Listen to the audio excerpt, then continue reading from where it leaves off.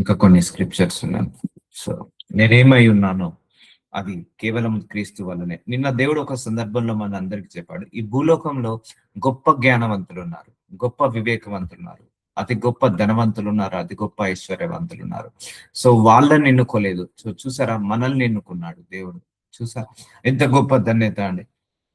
So వాళ్ళందరికీ లేని ధన్యత మనందరికీ క్రీస్తు అనే ధన్యత ఉంది. సో వాటన్నిటిని బట్టి మనం మర్చిపోతున్నాం, యాక్చువల్ గా గుర్తించట్లేదు, రికగ్నైజేషన్ చేయట్లేదు. నిజమా కాదా? మనకంటే ధనవంతులు ఉన్నారా లేదా భూలోకంలో? మనకంటే ఐశ్వర్యవంతులు ఉన్నారా లేదా? మనకంటే శాస్త్రులు ఉన్నారా లేదా? మనకంటే గొప్ప వాళ్ళు ఉన్నారా లేదా? మనకంటే మనకంటే తెలివి కల వాళ్ళు ఉన్నారా లేదా? ఉన్నారు. అయినా కూడా వాళ్ళను దేవుడు ఎన్నుకోకుండా దేవుడు నిన్ను నన్ను ఎన్నుకున్నాడు.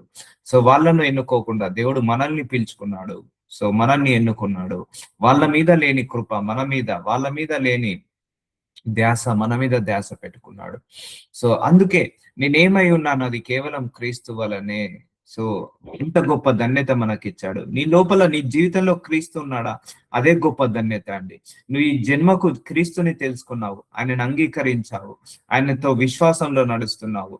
సో ఇదే గొప్ప ధన్యత. నువ్వు ఆ క్రీస్తుని అంగీకరించి ఆయన రక్తంతో కడగబడ్డావు, ఆయనను అంగీకరించి ఆయన గురించి తెలుసుకుంటున్నావు, బాప్తిజం తీసుకున్నావు. ఇది గొప్ప ధన్యత. ఇది కూడా ఎవరి వల్ల కలిగింది? క్రీస్తు వల్లనే కలిగింది. ఈరోజు దేవుణ్ణి మీరు నమ్ముకుంటున్నారు, నేను నమ్ముకుంటున్నారు. మనందరం నమ్ముకుంటున్నామంటే ఆయన యొక్క కృప వల్లనే నమ్ముకుంటున్నాము, ఆయన యొక్క కనికరం వల్లనే నమ్ముకుంటున్నాము. ఆయననే మనల్ని పిలుచుకున్నాడు, ఆయనే మనల్ని ఎన్నుకున్నాడు. సో అలాంటి దేవుడు మనకున్నాడు. కాబట్టి దేవుడి విషయంలో ఎప్పుడు కూడా డిస్సాటిస్ఫాక్షన్ లో ఉండకండి. ఉంటాయి, జీవితం అన్నాక ఒడిదొడుకులు ఉంటాయి, అవమానాలు ఉంటాయి, నిందలు ఉంటాయి, శ్రమలు ఉంటాయి, పోరాటాలు ఉంటాయి, యుద్ధాలు ఉంటాయి, ఎదురు తిరుగులు ఉంటాయి. ఇవన్నీ కూడా యేసయ్య కూడా అనుభవించాడా లేదా? సో మనం ఒక్కరే కాదు కదా. ఇప్పుడు యేసు ప్రభు వారు కూడా నిందలు పడ్డాడా లేదా? అవమానాలు పడ్డాడా లేదా? ఒడిదొడుకులు అవగరించాడా లేదా? ఆయన కూడా ఎదుర్కొన్నాడు లేదా? మనం ఎదుర్కోవాల్సిన సమస్యలన్నీ కూడా ఆయన ఎదుర్కొన్నాడు. మనం ఎదుర్కోవాల్సిన పోరాటాలన్నీ కూడా ఆయన కూడా ఎదుర్కొన్నాడు. సో కాబట్టి నువ్వు భయపడక, దేని గురించి భయపడక, దేని గురించి దిగులు పడక, నువ్వు దేవుల్లో ఎదుగుతూ ఉండు, వాక్యంలో ఎదుగుతుండు, ప్రార్థనలు ఎదుగుతుండు. అదే మీకు మనందరికీ రక్షణ. సో చూద్దాం సహోదరులారా, మిమ్మును పిలిచిన పిలుపుకు చూడుడి. చూసారా, 1 కొరింథీయులకు రాసిన 1వ అధ్యాయం 26వ వచనంలో. సో మనందరినీ పిలుచుకున్నది ఎవరు? దేవుడు. సో ఆ పిలుపుని చూడండి మీరు. సో ఎంతో మందిని పిలుచుకోలేదండి ఇప్పటి వరకు. భూలోకంలో అనేక మంది ధనవంతులు ఉన్నారు, ఇంకా క్రీస్తుని తెలియని వాళ్ళు చాలా మంది ఉన్నారు, క్రీస్తుని ఎరగని వాళ్ళు చాలా మంది ఉన్నారు. సో కానీ నిన్ను నన్ను పిలుచుకున్నాడు. ఇది కూడా దేవుడి యొక్క కృపనే. మీలో లోకరీతిని జ్ఞానులైనను గనులైనను గొప్ప వంశంలారైనను అనేకులు పిలువబడలేదు కానీ. చూసారా అండి, అనేకులు పిలువబడలేదు. జ్ఞానులు ఉన్నారు, గనులున్నారు, గొప్ప వంశంలో నుంచి వచ్చిన వారు ఉన్నారు, రాజులున్నారు, ముఖ్యమంత్రులు, ప్రధాన మంత్రులు, పెద్ద పెద్ద పొజిషన్ లో ఉన్న వాళ్ళు పిలువబడలేదు. సో మిమ్మల్ని పిలిచిన పిలుపుని చూడుడి. కానీ ఎంతమందికి సంతోషంగా ఉంది? యేసయ్య నిజంగా మా జీవితంలో ఉన్నాడు, మేము సంతోషిస్తున్నామని ఎంతమందికి ఉంది? లేకపోతే యేసయ్య నమ్ముకున్నా కూడా ఇంకా నా జీవితం ఇలా ఉందని ఎంతమందికి దుఃఖం ఉంది? చెప్పండి, చెక్ చేసుకోండి. సో ఇప్పుడు వాక్యాన్ని జాగ్రత్తగా గమనించండి, వాక్యాన్ని జాగ్రత్తగా అర్థం చేసుకోండి. మిమ్మల్ని పిలిచిన పిలుపుని చూడండి. చూసారా, మిమ్మల్ని అందరినీ పిలుచుకున్నాడు, నన్ను పిలుచుకున్నాడు. నన్ను పిలిచిన పిలుపు అయితే అది గొప్ప మిరాకిల్ నా లైఫ్ లో, గొప్ప ధన్యత. సో అలాగే మిమ్మల్ని కూడా పిలిచిన పిలుపు కూడా గొప్ప ధన్యత అది. సో ఎంతో మంది జ్ఞానులు ఉన్నాక, ఎంతో మంది ధనవంతులు ఉన్నాక వాళ్ళను పిలవలేదు, నిన్ను పిలుచుకున్నాడు. నిన్ను పిలుచుకున్నాడని ఎంతమంది నిజంగా మనస్ఫూర్తిగా సంతోషంగా ఉన్నారండి? అర్థమవుతుందా అండి? సో నువ్వు అన్నిటిని చూసి బాధపడుతుంటా అంటావు. అన్యుడు కారు కొనుక్కున్నాడు, నేను కారు కొనుక్కోలేదు. అన్యుడు బంగారం కొనుక్కున్నాడు, నేను బంగారం కొనుక్కోలేదు. అన్యుడు ఇల్లు కొనుక్కున్నాడు, నేను ఇల్లు కొనుక్కోలేదని అన్నిటిని చూసి నువ్వు బాధపడుతుంటా అంటావు. సో అన్యులేమో గొప్పగా బ్రతుకుతున్నారు. అవునండి, వాళ్ళ లోపల క్రైస్తు లేడు, వాళ్ళ జీవితంలో క్రైస్తు లేడు. నీ జీవితంలో క్రీస్తు ఉన్నాడు. దేవుడు వాళ్ళను పిలుచుకోలేదు, నిన్ను పిలుచుకున్నాడు. దేవుడు వాళ్ళని ఎన్నుకోలేదు, నిన్ను ఎన్నుకున్నాడు. దేవుడు వాళ్ళను పరిశుద్ధపరచట్లేదు, నిన్ను పరిశుద్ధపరుస్తున్నాడు. దేవుడు వాళ్ళను పరలోకానికి తీసుకెళ్లట్లేదు, నిన్ను పరలోకానికి తీసుకెళ్తున్నాడు. సో కాబట్టి ఆ పిలుపుకి లోబడి ఉండండి, ఆ పిలుపుని బట్టి నువ్వు సంతోషించండి. ఇప్పుడు నువ్వు భూలోకంలో గొప్పగా ఆశీర్వదించబడి నరకానికి వెళ్తే దాని యొక్క ప్రయోజనం ఏంటిది? భూలోకంలో నువ్వు యేసుని తెలుసుకొని పరలోకానికి వెళ్ళినంత ధన్యత ఇంకా ఏదీ లేదు.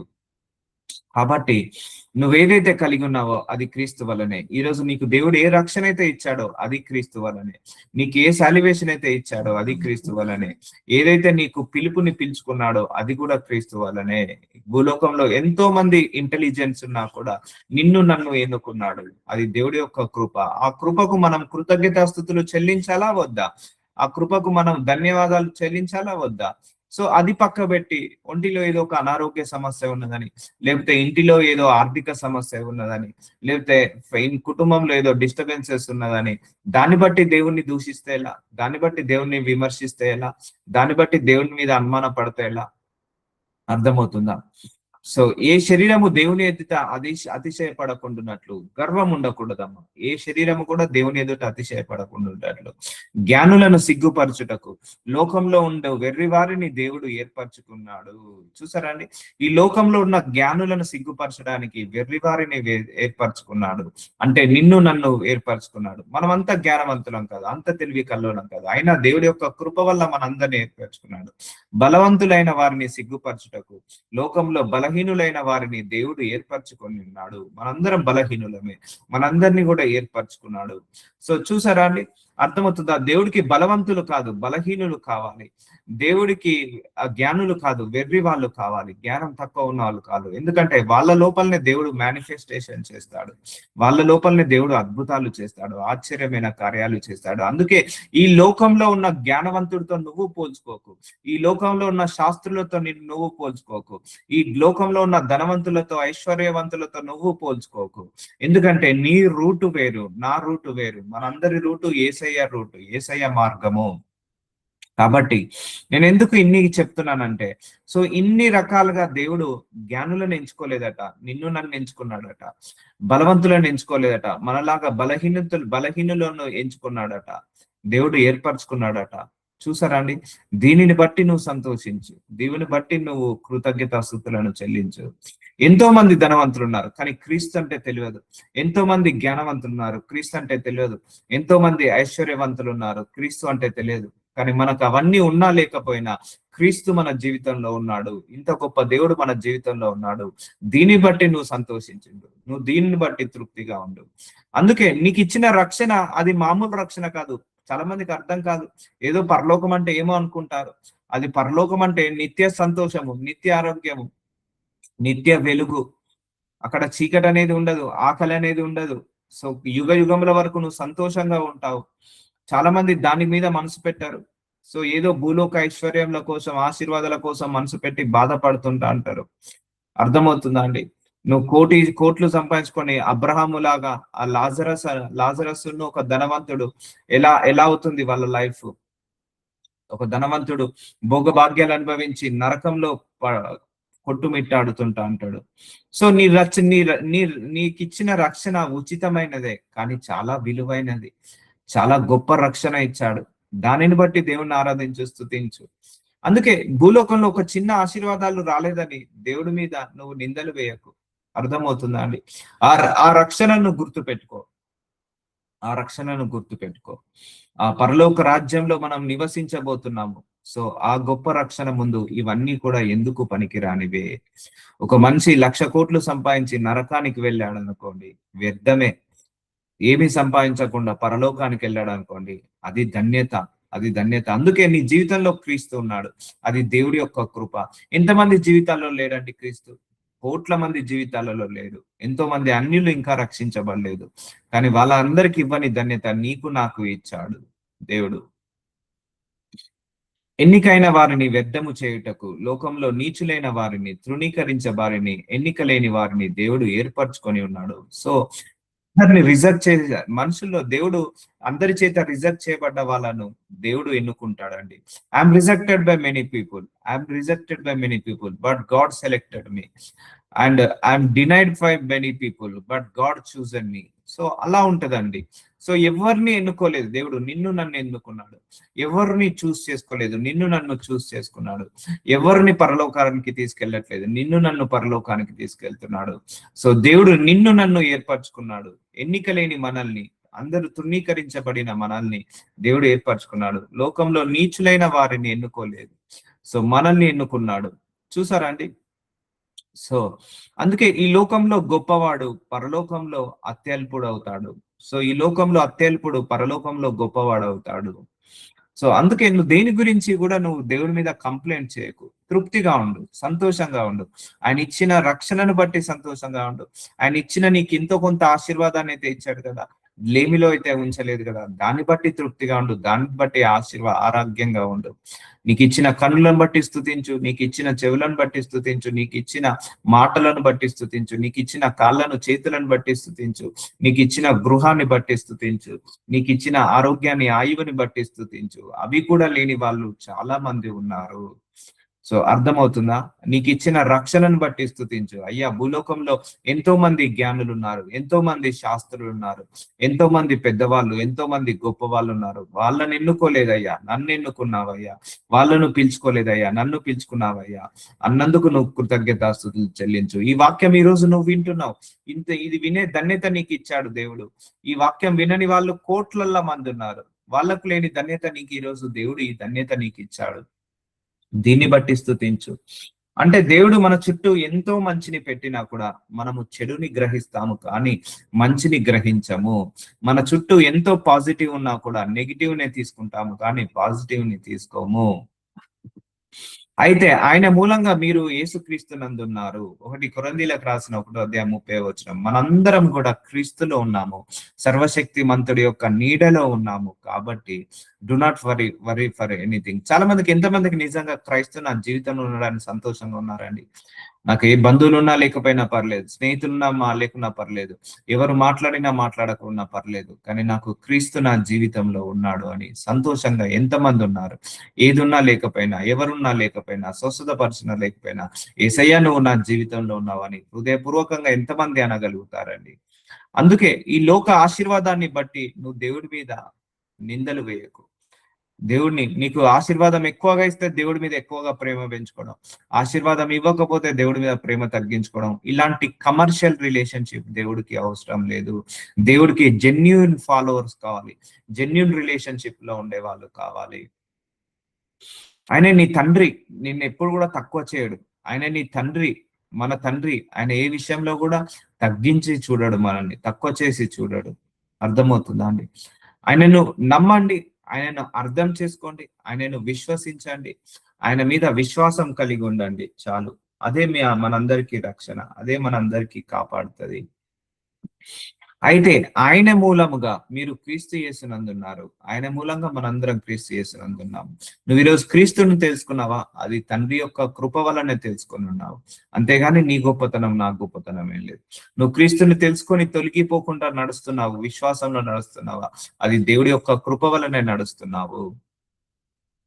అతిశయించేవాడు ప్రభు అందనే అతిశయింపవలెను. సో నీకు ధనం ఉన్నదని గర్వపడకు, ఐశ్వర్యం ఉన్నదని అతిశయపడకు, జ్ఞానం ఉన్నదని, తెలివి ఉన్నదని, సంపాదన ఉన్నదని అతిశయించు. నీ లైఫ్ లో క్రైస్ట్ ఉన్నాడని అతిశయపడు, దేవుడు ఉన్నాడని నీకు తెలుసుకున్నావని అతిశయపడు. నేనైతే అలాగే అనుకుంటానండి. ఇంత గొప్ప దేవుడు మన జీవితంలో ఉన్నాడు కాబట్టి ధన్యత అనుకుంటాను. సో ఎవరున్నా, ఎంతమంది ఉన్నా, ఏది ఉన్నా, ఎంతమంది ఎంత ఉన్నా, నీకు క్రైస్తు లేకపోతే ఆ జీవితము వ్యర్థము.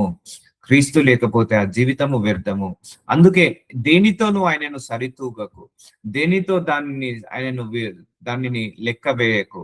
అర్థమవుతుందా? దేవుడే, ఏసయ్యనే. ఆయన అల్టిమేట్. ఆయనతో ఏది సరిరాదు, ఏది సరితూగదు. అర్థమవుతుందా? ఆ కారు ఆయన చిటికనేలు గోరుతో సమానం. ఆ కారు ఇవ్వలేదని నువ్వు ఆయన మీద అలగకు. ఆ ఇల్లు ఆయన చిట్కన ఏళ్ళు గోరుతో సమానము. ఆ ఇల్లు ఇవ్వలేదని ఆయన మీద నిందలు వేయకు. అర్థమవుతుందా? ఆ ఉద్యోగము ఆయన చిట్కన వేలు గోరుతో సమానము, సరితూగదు. అంటే నువ్వు దేవుణ్ణి కారుతోటో, లేకపోతే బంగ్లాతోటో, లేకపోతే జాబుతోటో ఇలా కంపేర్ చేసి ఆయన స్థాయిని తగ్గించకు. అర్థమవుతుందా? ఆయన దేవుడు. ఇచ్చిన ఇయ్యకపోయినా ఆయన నీ దేవుడు, ఇచ్చిన ఇయ్యకపోయినా ఆయన నీ తండ్రి. సో అర్థమవుతుందా? జెన్యున్ రిలేషన్ ఉండాలి, దేవుడితో సత్సంబంధము కలిగి ఉండాలి, హానెస్ట్ రిలేషన్ ఉండాలి, కమర్షియల్ రిలేషన్ ఉండద్దు, బిజినెస్ రిలేషన్ ఉండద్దు. ఇది ఇస్తేనే నేను నిన్ను నమ్ముతా, ఇది చేస్తేనే నిన్ను విశ్వసిస్తా, ఇది ఇస్తేనే నేను మందిరానికి వస్తా, ఈ ఆశీర్వాదం ఇస్తేనే నేను నిన్ను నమ్ముతా. నిన్ను విశ్వసిస్తా. సో ఇలాంటి కమర్షియల్ రిలేషన్ దేవుడికి వద్దు. దేవుడు కూడా కావాల్సింది, యేసయ్య కూడా కావాల్సింది తన స్వరాన్ని వినే గొర్రెలు కావాలి. తన స్వరాన్ని వినే విశ్వాసులు కావాలి. తన స్వరాన్ని వినే, తనను జెన్యూన్ గా ఫాలో అయ్యే వాళ్ళు కావాలి. బ్లైండ్ గా ఆయనను జెన్యూన్ గా ఫాలో అయ్యే వాళ్ళు కావాలి. అర్థమవుతుందా అండి? అందుకే అతిశయించేవాడు ప్రభువునందే అతిశయింపవలెను.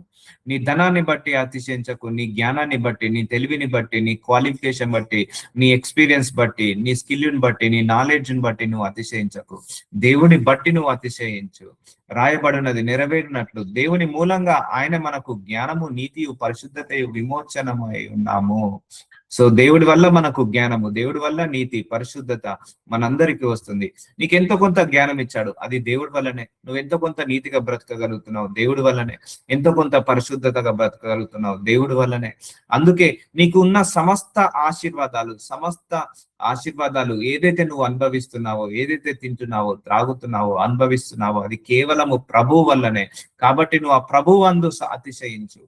అర్థమవుతుందా? ఇప్పుడు నీకు ఒక 100 కోట్ల ఆస్తుంది, దాన్ని బట్టి నువ్వు అతిశయించకు. నీ జీవితంలో యేసయ్య ఉన్నాడని అతిశయించు.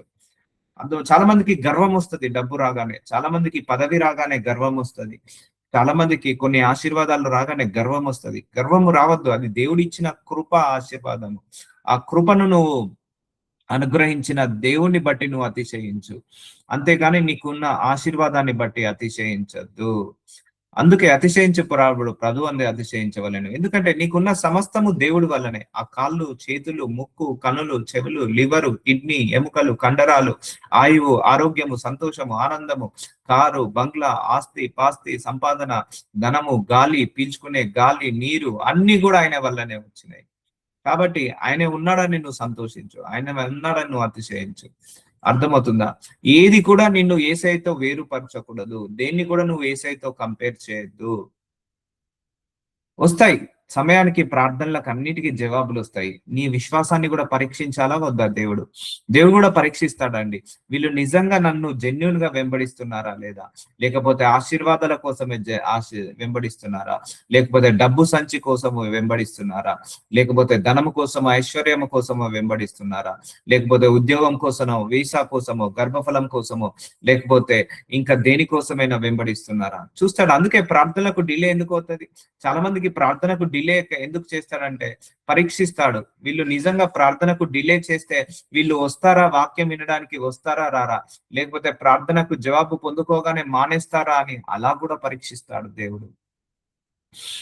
మనము జ్ఞానము కాదండి, మనకంటే దేవుడు 1,00,000 రెట్ల జ్ఞానవంతుడు. మనం దేవుణ్ణి చీట్ చేయలేము, దేవుణ్ణి మోసం చేయలేము. మనకంటే దేవుడు గొప్పవాడు, మనకంటే దేవుడు జ్ఞానవంతుడు, 1,00,000 రెట్ల జ్ఞానవంతుడు. మనకే ఇంత తెలివితేటలు ఉంటాయి, దేవుడికి ఇంకెన్ని తెలివితేటలు ఉండాలి. అందుకే నిన్ను ఆశీర్వదించే ముందు పరీక్షిస్తాడు, పరిశీలిస్తాడు, జెన్యున్ గా ఆయనతో నడుస్తున్నావా లేదా అని చూస్తాడు. సో దానిని బట్టి నీ ఆశీర్వాదం వస్తుంది. అందుకే నువ్వు ఏ నడిపింపులో ఉన్నావో దేవుడి యొక్క కృప, ఏ కనికరంలో ఉన్నావో దేవుడి యొక్క కృప, ఏ ఆశీర్వాదంలో ఉన్నావో దేవుడి యొక్క కృప, ఏ దేశంలో నువ్వు నివసిస్తున్నావో అది దేవుడి యొక్క కృప, ఏ జాబ్ అయితే చేస్తున్నావో అది దేవుడి యొక్క కృప, ఏ కుటుంబాన్ని అయితే కలిగి ఉన్నావో దేవుడి యొక్క కృప. ఈ కృపను బట్టి నువ్వు వందనాలు చెల్లించక అన్నిటిని బట్టి నువ్వు కంప్లైంట్ చేస్తావే, అన్నిటిని బట్టి దేవుడి మీద నెగిటివ్ గా మాట్లాడతావే. ఎందుకంటే అపవాది నీ నోటి ద్వారా దేవుడి గురించి నెగిటివ్ గా మాట్లాడి నీ ఆశీర్వాదాలకు అడ్డుగోడగా చేస్తాడు. నీ నోటి మాటలే నీ ఆశీర్వాదాలకు అడ్డుగా వస్తాయి. అందుకే don't worry for anything. So be positive always towards to God. దేవుడి వైపుకి చూడండి. నేను ఒకటే చెప్తాను, ప్రార్థించుకోండి, బైబిల్ చదువుకోండి, పరిస్థితులు అన్ని చక్కబడతాయి. మీరు ప్రార్థించుకోకుండా, వాక్యం చదవకుండా, వాక్యాన్ని వినకుండా పరిస్థితులు ఎలా చక్కబడతాయి? వాక్యం వినాలి ప్రతిరోజు కూడా.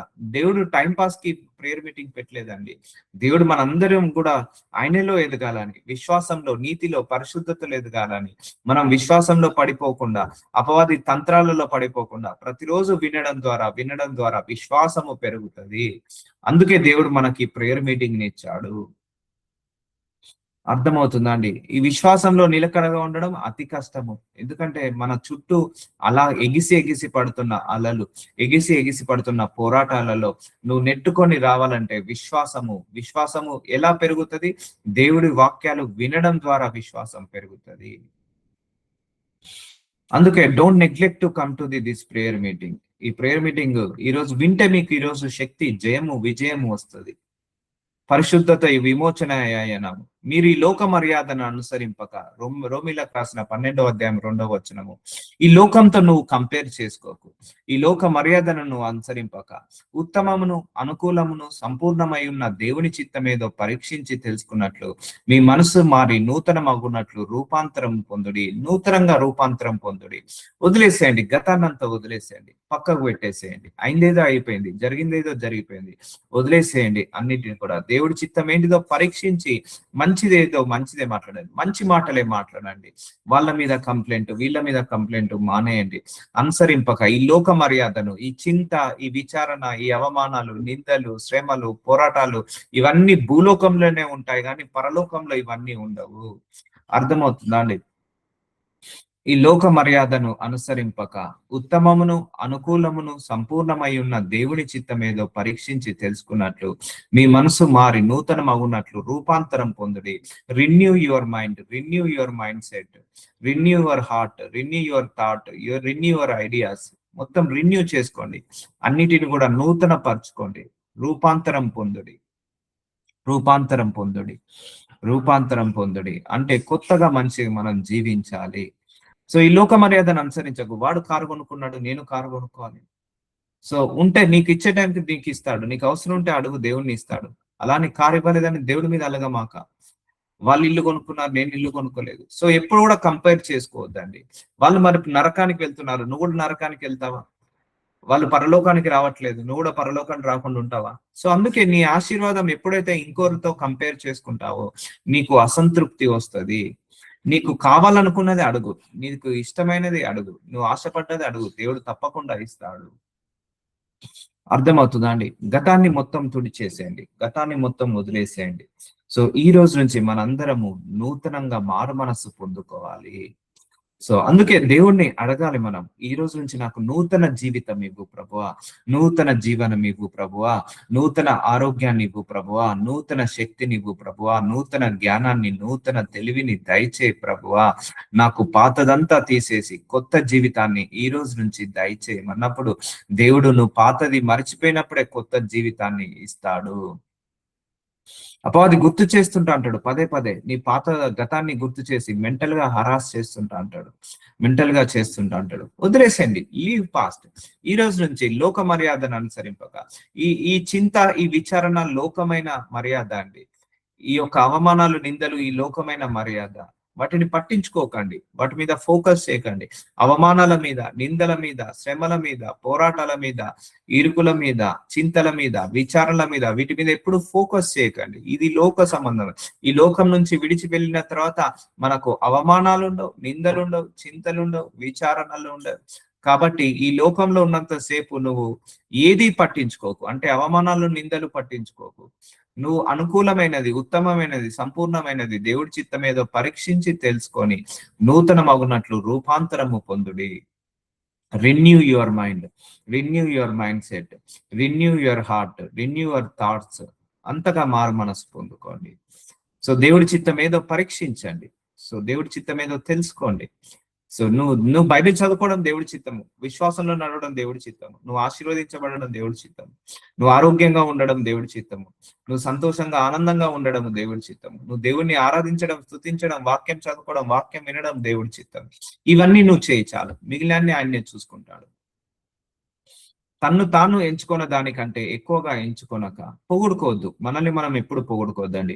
నువ్వు కారు కొనుక్కున్నా అది దేవుడి యొక్క కృపనే, నువ్వు ఇల్లు కొనుక్కున్నా దేవుడి యొక్క కృపనే, నీకు ఉద్యోగం ఉన్నా దేవుడి యొక్క కృపనే, నీకు ఫోన్ ఉన్నా దేవుడి యొక్క కృపనే. నిన్ను నువ్వు ఎప్పుడు పొగుడుకోకు. దేవుడు ఒక్కొక్కరిని విభజించి ఇచ్చిన విశ్వాస పరిమాణ ప్రకారము, సో దేవుడు ఒక్కొక్కరిని ఒక్కొక్కలాగా ఆశీర్వదిస్తాడండి. నీకు ఇచ్చింది నీకు దేవుడు ఇచ్చాడు, నీకు ఇచ్చిన దాన్ని బట్టి నువ్వు ఆరాధించు, స్తుతించు, కానీ లేని దాన్ని బట్టి నువ్వు కంప్లైంట్ చేయకు. పక్కోడికి ఇచ్చిన దాన్ని బట్టి నువ్వు కంప్లైంట్ చేయకు. నువ్వు విశ్వాసం, నీకు ఇచ్చేది దేవుడు నీకు ఇచ్చాడు, వాళ్ళకి ఇచ్చేది వాళ్ళకి ఇచ్చాడు, నీకు ఇయ్యనిది వాళ్ళకి ఇచ్చాడు, వాళ్ళకి ఇవ్వనిది నీకు ఇచ్చాడు. నీ జీవితంలో చేయని అద్భుతాలు, ఆశ్చర్యమైన కార్యాలు ఎవరి జీవితంలో చేయలేదు. ఎవరి జీవితంలో చేయని అద్భుతాలు, ఆశ్చర్యమైన కార్యాలు నీ జీవితంలో చేయలేదు. అందుకే నువ్వు ఎప్పుడు ఎవరితో కంపేర్ చేసుకోకు. నీకు ఉండాల్సిందేదో నీకుంది, నీకు ఇవ్వాల్సిందేదో నీకుంది. చాలా మంది పెళ్ళై 15-20 సంవత్సరాలైనా కూడా నేను ఇంకా ఈ భర్తను ఎందుకు పెళ్లి చేసుకున్నాను, ఇంకా నేను ఎందుకు ఈ భార్యను పెళ్లి చేసుకున్నాను, మళ్ళా వాళ్ళ పిల్లలు పెళ్లిడికి వచ్చినా కూడా అలాగే అంటుంటా అంటారు. ఆ భర్తను చేసుకోవాల్సి ఉండే, ఆ భార్యను చేసుకోవాలి. వద్దండి, గతం వదిలేసేయాలి. తాను స్వస్థ బుద్ధి గలవాడగుటకై తన రీతిగా తన్ను ఎంచుకొనవలెనని. సో నిన్ను నువ్వు పొగుడుకోకు, నిన్ను నువ్వు హెచ్చించుకోకు, దేవుణ్ణే హెచ్చించు, దేవుణ్ణే పొగుడు. నాకు అనుగ్రహింపబడిన కృపను బట్టి మీలో ప్రతి వానితోనూ చెప్పుచున్నాను. దేవుడి యొక్క కృప అండి.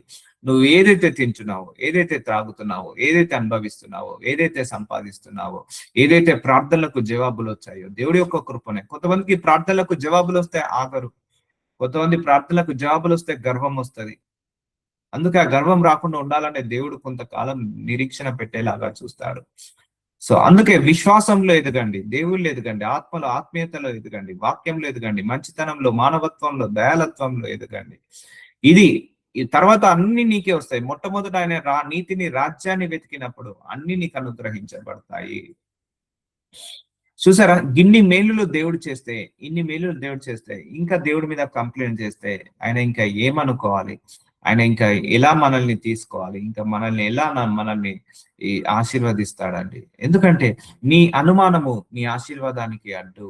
నువ్వు దేవుడి మీద తిరగబడతావు చూసావా, అది నీ ఆశీర్వాదానికి అడ్డు. నువ్వు దేవుడిని నోటితో విమర్శిస్తావో, దూషిస్తావో, నీ ఆశీర్వాదానికి అడ్డు అదే. అన్నాడు ఇజ్రాయేళ్ల ప్రజలను దేవుడు కంటికి రెప్పలాగా కాచుకుంటా ఉంటే దేవుడి మీద తిరగబడ్డారు, దేవుడి మీద నిందలేశారు, దానివల్ల వాళ్ళ ఆశీర్వాదాన్ని చూడలేకపోయారు. ఒకటి చెప్పాలండి, గుర్తు పెట్టుకోండి, ఈ టిప్పు ఎప్పుడు కూడా మర్చిపోకండి. మనము దేవుడి గురించి సనిగిన, దేవుడి గురించి గులిగిన, దేవుడి గురించి అలిగిన, లేకపోతే ఆయన గురించి నెగిటివ్ గా మాట్లాడిన, ఆయన మీద నింద వేసిన, ఆయనను విమర్శించిన, ఆయన చెవులో మనము గుసగుసలాడినట్టే, అంటే ఆయన చెవికి వినపడుతుంది అన్నాడు. ఇజ్రాయేలీల ప్రజలు వినే సనుగుళ్ళు నా చెవులో వినపడ్డాయి. ఇప్పుడు మనం ముచ్చట పెడతాం కదా, ఒకరి చెవులో మనము ఎవరికి వినబడకుండా మనం గుసగుసలాడతాం చూసావా. నువ్వు దేవుడి మీద నిందేస్తే నువ్వు దేవుడి చెవులోనే గుసగుసలాడినట్టు. నువ్వు దేవుడి మీద అవమానపరుస్తే, దేవుడి మీద నెగిటివ్ గా మాట్లాడితే, దేవుడి గురించి చెడుగా చండాలంగా మాట్లాడితే, దేవుడి మీద తిరగబడితే ఆయన చెవులో నువ్వు చెప్పినట్టే. గుర్తు పెట్టుకోండి, ఇది మాత్రం మర్చిపోద్దు అన్నాడు. ఈ దేవుడు ఒకటే అన్నాడు, ఇజ్రాయేలీల ప్రజలు వినిగిన సనుగుడు నా చెవిలోకి వినపడ్డాయి అన్నాడు. సో అర్థమవుతుందా, నీ ప్రార్థన వినపడుతుంది, నువ్వు సనిగే సనుగుడు వినపడుతుంది ఆయనకు. సో నువ్వు కష్టాల్లో కూడా దేవుణ్ణి పాజిటివ్ గా ఉండు. నువ్వు కష్టాల్లో కూడా మై గాడ్ ఈస్ గ్రేట్ అను, కష్టాల్లో కూడా మై గాడ్ ఈస్ గుడ్ అను, కష్టాల్లో కూడా my God is perfect Anu. So God అప్పుడు నీ మీదకి రిలీజ్ చేస్తాడు బ్లెస్సింగ్స్.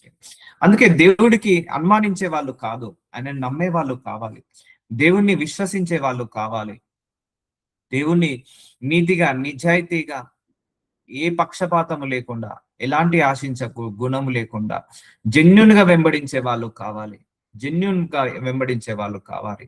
ఆయన మన కాపరి, ఆయన స్వరాన్ని వినే గొర్రెలు కావాలి ఆయనకు.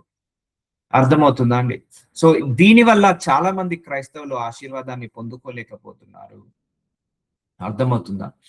సో నీ ఆశీర్వాదానికి అడ్డు నీ మైండ్స్ లోనే స్వస్థ బుద్ధి గలవాడగుటకై మంచి బుద్ధి కలిగి ఉండాలి. అర్థమవుతుందా? నువ్వు ప్రార్థనకు జవరాట్లేదు, ప్రార్థిస్తున్నావు, మళ్ళీ ఒక దిక్కు వెళ్ళి సనుగుతున్నావు దేవుడి మీద, ప్రార్థిస్తున్నావు దేవుడి మీద ఒకసారి అలుగుతున్నావు, అది దేవుడి చెవులో నువ్వు ఊదుతున్నట్టు, దేవుడి చెవులో నువ్వు మాట్లాడుతున్నట్టు. అర్థమవుతుందా? నీ కష్టాల్లో కూడా స్తుతించు, బాధలో కూడా స్తుతించు, వేసనాలలో స్తుతించు, వేదనలో, శోధనలో, రోదనలో స్తుతించు, ఆరాధించు, ఆయనను నమ్ము. సో ఆయనను నమ్మే వాళ్ళు కావాలి, ఆయనను ఇష్టపడే వాళ్ళు కావాలి, ఆయనను పూర్ణ మనసుతో పూర్ణ హృదయంతో ప్రేమించే వాళ్ళు, పూర్ణ మనసుతో పూర్ణ హృదయంతో ఇష్టపడే వాళ్ళు కావాలి. ఫేక్ పీపుల్ కాదు దేవుడికి కావాల్సింది, జెన్యున్ పీపుల్ కావాలి. అర్థమవుతుందా? ఫేక్ బిలీవర్స్ కాదు, జెన్యున్ బిలీవర్స్ కావాలి. నీ మనసు ఆయన మీద నిల్చుకోవాలి. అర్థమవుతుందా? ఆశీర్వాదం ఇస్తే దేవుడా నువ్వు ఉన్నావు అంటావు, ఆశీర్వాదం ఇవ్వకపోతే దేవుడా నువ్వు ఉన్నావా అన్నాడు క్వశ్చన్ వేస్తావు. ఆ స్వస్థత వస్తే దేవుడా నువ్వు ఉన్నావు అంటావు, స్వస్థత రాకపోతే దేవుడా నువ్వు ఉన్నావా అని క్వశ్చన్ వేస్తావు. సో అర్థమవుతుందా? వర్డింగ్ సేమే, నీ ఉచ్చారణలో లోపం వస్తుంది. స్వస్థత వచ్చినా రాకపోయినా దేవుడా నువ్వు ఉన్నావు, థ్యాంక్ యూ. ఆశీర్వాదం వచ్చినా రాకపోయినా దేవుడా నువ్వు ఉన్నావు, థ్యాంక్ యూ. అలాంటి వాళ్ళను ఆశీర్వదిస్తాడు, అలాంటి వాళ్ళను ఆశీర్వదిస్తాడు. అందుకే నువ్వు ఆశీర్వాదం వైపు వెంబడించక దేవుణ్ణి వెంబడించు. నువ్వు ఆశీర్వాదం మీద మనసు పెట్టుకోక దేవుడి మీద మనసు పెట్టుకో. నువ్వు దేవుడి మీద ఆధారపడు, దేవుడి మీద నమ్మకం పెట్టుకో. ఈ రోజు నుంచి నీ మనసులో ఎలాంటి అనుమానం ఉన్నా తీసేసుకోండి. దేవుడి మీద ఎలాంటి అనుమానం ఉన్నా, ఎలాంటి డౌట్ ఉన్నా తీసేసుకోండి. పోనీయండి, ఉంటే ఉండని, వస్తే రానియండి, లేకపోతే లేదు. ఏదో ఒక రోజు ఈ లోకాన్ని విడిచి వెళ్ళిపోతాం కదా. సో నువ్వేనా సొంత ఇల్లు కట్టుకొని ఆ ఇల్లుని వదిలేసి పోతావా? ఆ ఇల్లుని పట్టుకునే పరలోకానికి వెళ్తావా? సో దేవుడితో విశ్వాసంలో నడవాలండి, దేవుడితో నమ్మకంలో నడవాలండి. ఆయన నీకు ఏ ఈవులు తక్కువ చేయడు, ఏది కూడా కొదవత చేయడు, ఏది కూడా కొరత చేయడు, ఏది కూడా ఆయన నీకు తక్కువ కానియడు. అర్థమవుతుందా? ఏది తక్కువ కానియడు. సో అందుకే తన్ను తాను ఎంచుకున్న దానికంటే ఎక్కువగా ఎంచుకోక, ఒక్క శరీరంలో మనకు అనేక అవయములు ఉండినను ఈ అవయములన్నింటికి ఒకటే పని ఎలాగా ఉండదో, అలాగే అనేకులైన మనము క్రీస్తులో ఒక్క శరీరముగా ఉండి, చూసారా, మనందరం బాడీ ఆఫ్ క్రైస్ట్ అండి. మనందరం ఒక్క శరీరము, దేవుడి శరీరం మనందరం. Are the body of Christ. ఒకరికొకరు ప్రత్యేకంగా అవయములమై ఉన్నాము. చూసారా, మనకు కిడ్నీ, లివరు, ఎముకలు, కండరాలు ఇవన్నీ ఎక్కడ ఉంటాయి? ఒకటే శరీరంలో. అందుకే నువ్వు నేను అందరము యేసయ్య శరీరంలో ఉన్నాము, యేసయ్య శరీరంలో ఉన్నాము. ఆయన శరీరంలో మనందరం ఒక భాగము లాంటి వాళ్ళము, ఒక అవయవము లాంటి వాళ్ళము. అందుకే ఇంత గొప్ప రక్షణ మనందరికి ఇచ్చాడు. ఆ రక్షణ మనకు కళ్ళకు కనపడట్లేదు. ఇంత గొప్ప కృప మనందరికి ఇచ్చాడు, ఆ కృప మనకు కనబడట్లేదు. ఇంత గొప్ప ఆదరణ మనందరికి ఇచ్చాడు. అందుకే ఈ లోక మర్యాదను అనుసరించకు. ఈ లోకంలో ఒక ఆశీర్వాదం వచ్చిందని, రాలేదని నువ్వు యేసయ్య మీద అనగకు, సనగకు, గులుగకు. అర్థమవుతుందా అండి? We all are the body of Christ. మనందరం ఆయన శరీరంలో ఒక భాగాన్ని చేసుకున్నాడు, భాగాన్ని చేసుకున్నాడు. సో అందుకే నువ్వు ఏదైతే కలిగి ఉన్నావో సమస్తము దేవుడి యొక్క కృప వల్లనే. గ్రహించండి. నువ్వు నేల మీద నడుస్తున్నావు, అదే నేల ఇయ్యకపోతే నువ్వు ఎక్కడ నడిచేవాడివి? గాలిని పీల్చుకుంటున్నావు, అదే గాలి దేవుడు ఇవ్వకపోతే నువ్వు ఎన్ని ఎన్ని డబ్బులు ఖర్చు పెట్టాల్సి వస్తుంది? ఒక రోజు ఆక్సిజన్ కోసం ₹1,00,000 ఖర్చు పెట్టాలండి. ఒక్క రోజు ఆక్సిజన్ కావాలంటే నీకు ఇన్ని సంవత్సరాల నుంచి ఫ్రీగా ఆక్సిజన్ ఇస్తున్నాడా లేదా? అర్థమవుతుందా? ఒక్క చుక్క నీరు పడకపోతే ఎంత కరువు వస్తుంది? టైంకి వర్షాలను కురిపిస్తున్నాడు. So there are many good things are there surrounding you. నీ చుట్టుపక్కల చాలా గొప్ప విషయాలు ఉన్నాయి. వాటన్నిటిని మర్చిపోకు. వాటన్నిటిని నువ్వు గుర్తు చేసుకోవాలి. దేవుడి యొక్క మేలులను గుర్తు చేసుకోవాలి, దేవుడి యొక్క కృపను గుర్తు చేసుకోవాలి, దేవుడి యొక్క ఆశీర్వాదాలను గుర్తు చేసుకోవాలి, దేవుడు చేసే signs and wonders and miracles ని గుర్తు చేసుకోవాలి. So we all are the body of Christ. మనకు అనుగ్రహింపబడిన కృప చొప్పున, చూసారండి, మనకు కృపను అనుగ్రహించాడు. వేవేరు కృపావరములు కలిగి ఉన్నాము. సో మనందరికి కూడా కొన్ని గిఫ్ట్లు ఇచ్చాడు. కొంతమందికి హీలింగ్ గిఫ్ట్ ఇచ్చాడు, కొంతమందికి డెలివరెన్స్ గిఫ్ట్, కొంతమందికి ప్రవచించే గిఫ్ట్, కొంతమందికి బుద్ధి వాక్యము, సత్యవాక్యము, ఇలా కొన్ని వరాలు ఇస్తాడు దేవుడు అందరికీ కూడా. సో ఒకటే గుర్తుపెట్టుకోండి, దేవుడు ఏదో ఒక వరం అయితే ఇవ్వకుండా ఉండడండి. ప్రతి మనిషిలో ఒక వరం ఉంటది, ప్రతి మనిషిలో వరం ఉంటది. ఆ వరాన్ని బట్టి నువ్వు అతిశయపడదు. కొంతమంది జ్ఞాపశక్తి బాగుంటది, దాన్ని బట్టి అందరూ అతిశయపడతారు. కొంతమందికి క్విక్ లెర్నింగ్ స్కిల్స్ ఉంటాయి, దాన్ని బట్టి అతిశయపడతారు, గర్వం పెట్టుకుంటారు. కొంతమందికి హీలింగ్ గిఫ్ట్ ఉంటది, ఆ హీలింగ్ గిఫ్ట్ బట్టి గర్వపడతారు. డెలివరెన్స్ గిఫ్ట్ ఉంటుంది, డెలివరెన్స్ గిఫ్ట్ బట్టి గర్వపడతారు. వాక్యాన్ని బోధించే గిఫ్ట్ ఉంటది, దాన్ని బట్టి గర్వపడతారు. గర్వపడద్దు, అది దేవుడిచ్చిన కృపావరము. ప్రవచన వరం అయితే విశ్వాస పరిమాణం చొప్పున ప్రవచించము. కొంతమందికి ప్రవచన వరం ఉంటది, అది కూడా దేవుడు ఇచ్చిన కృపనే. పరిచర్య, కొంతమంది పరిచర్యలో వాడబడతారు, అది గర్వంగా ఫీల్ కావద్దు, అది దేవుడిచ్చిన కృపనే. చూసారా, నువ్వు ఏదైతే సేవ చేస్తున్నావో అది దేవుడి యొక్క కృపనే. దాన్ని బట్టి నువ్వు దేవుడిని ఆరాధించు, స్తుతించు. చాలా మందికి గర్వం వచ్చేస్తుంది సేవ చేస్తున్నప్పుడు. చాలా మందికి ప్రవచన వాక్యం వరం ఉన్నప్పుడు గర్వం వస్తుంది, హీలింగ్ ఉన్నప్పుడు, డెలివరెన్స్ ఉన్నప్పుడు, వాక్యం బోధించే వరం ఉన్నప్పుడు గర్వం వస్తుంది. గర్వం రాకుండా చూసుకోవాలి. ఆ దేవుడు అనుగ్రహించాడు కాబట్టి ఈ వరాలు ఉన్నాయి, ఈ ఫలాలు ఉన్నాయి. సో అర్థమవుతుందండి? నీకు ఏ గిఫ్ట్ ఉన్నా అది దేవుడి యొక్క కృపనే, ఏ ఫ్రూట్స్ ఉన్నా అది దేవుడి యొక్క కృపనే, ఏ వరాలున్నా, ఏ ఫలాలున్నా, ఏ బహుమానాలున్నా దేవుడి యొక్క కృపనే అని మర్చిపోకు. ఈ రోజు నేను ఈ వాక్యాన్ని బోధించగలుగుతాను, దేవుడి యొక్క కృపనే. ఇందులో నా గొప్పతనం ఏమీ లేదు. మీరందరూ వినగలుగుతున్నారు, అది దేవుడి యొక్క కృపనే. మీ గొప్పతనము ఏమీ లేదు. అర్థమవుతుందా అండి? సో అందుకే నువ్వు నడుస్తున్నది, నడవబోయేది అంతా నీ మేలుకే అనుకో. దేవుడు చేసినా నీ మంచికే అనుకో. ఏది చేసినా నీ మంచికే అనుకో. కొన్ని మనం చేసిన తప్పులు, పొరపాట్ల వల్ల మనము శాపాలు కొని తెచ్చుకుంటాము. అందుకే దేవుడి ముందు నిందారహితుడుగా నడువు. దేవుడి ముందు ఎలాంటి మచ్చలేని మనిషిలాగా నడువు. యథార్థ హృదయంతో నడువు. అప్పుడు దేవుడే నిన్ను అన్ని విషయాలలో ఆశీర్వదిస్తాడు. అర్థమవుతుందా అండి? So God bless you. Will continue tomorrow. So రేపటితో ముగించేద్దాము ఈ సిరీస్. నాజరుడనేసయ్య, చాలా గొప్ప ధన్యత నాయన. మీ వాక్యాన్ని వినగలిగే కృపను మాకు అనుగ్రహించినందుకు వందనాలు. అయ్యా ప్రభు, మా మనసులో ఇంకా అనుమానాన్ని తీసేసినందుకు వందనాలు నాయన. మీ మీద ఎలాంటి తిరగబడి ఉన్నా, ఎలాంటి నిందలు వేసున్నా క్షమించండి, మన్నించండి. Thank you so much. మేము ఏదైతే కలిగి ఉన్నామో అది కేవలం మీ యొక్క మహాకృప వలనే అని నమ్ముతూ, విశ్వసిస్తూ ప్రార్థిస్తున్నాము తండ్రి.